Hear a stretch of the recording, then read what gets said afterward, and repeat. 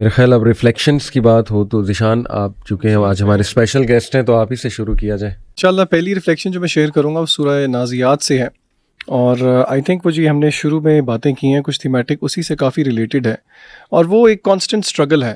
آپ کو پتہ ہے کہ دنیا جنرلی اسپیکنگ اللہ نے انسان کو لقد خلقنا الانسان فی کبد، ہر اعتبار سے جو ہے نا اسٹرگل میں انسان کو پیدا کیے، اور آپ بھی ایگری کریں گے اسٹرگل میں بندہ اچھا ہے.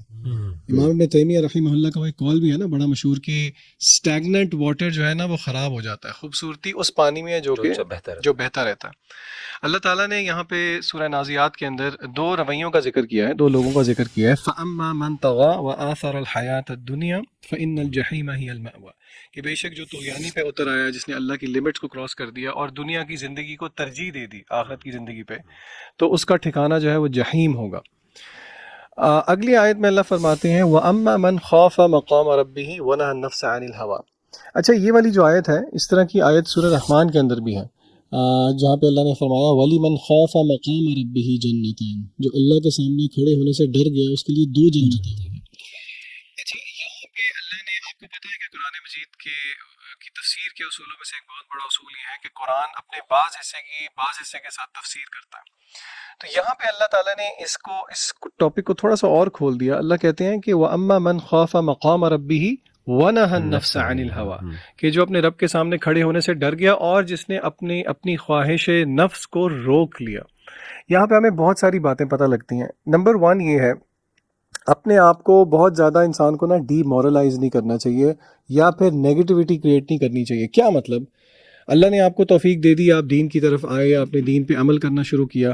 اچھا اب ہماری ایکسپیکٹیشن یہ ہوتی ہے کہ اب ہمیں کوئی شیطانی وسوسہ نہیں آئے گا، کوئی ہماری انکلینیشن نہیں ہوگی برائی کی طرف، اور ہم بس اللہ کی عبادت کریں گے، ہمیں حلاوت ملے گی اور دنیا کے اندر ہی ہمیں وہ نعیم مل جائے گی جس کا وعدہ اللہ نے کیا ہے. لیکن گراؤنڈ ریالٹی یہ ہے کہ ایسے ہوتا نہیں ہے، اور انسان کو بہت سارے جو ہیں وہ وسوسے آتے ہیں اپنے نفس کی طرف سے بھی، اپنے شیطان کی طرف سے بھی. تو پہلی چیز اس چیز کو انٹرنلائز کر لیں کہ نفس کے وسوسے انہیرنٹلی بری چیز نہیں ہے، یہ فطری چیز ہے. ہاں میں اور آپ اس کے ساتھ کرتے کیا ہیں یہ ایک بہت بڑا سوال ہے، اور اصل چیز اس پہ ڈیپینڈنٹ ہے.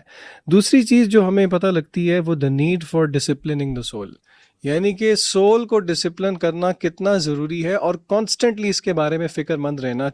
جو جتنا اللہ کے قریب ہے اس کو اتنی زیادہ ضرورت محسوس ہوتی رہے گی کہ وہ اپنے نفس کو کانسٹنٹلی ڈسپلن کرے، کیونکہ نفس کو اللہ نے بتایا کہ ان النفس لامارۃ بالسوء، کہ نفس جو ہے وہ تو برائی کی طرف دعوت دیتا ہی دیتا ہے.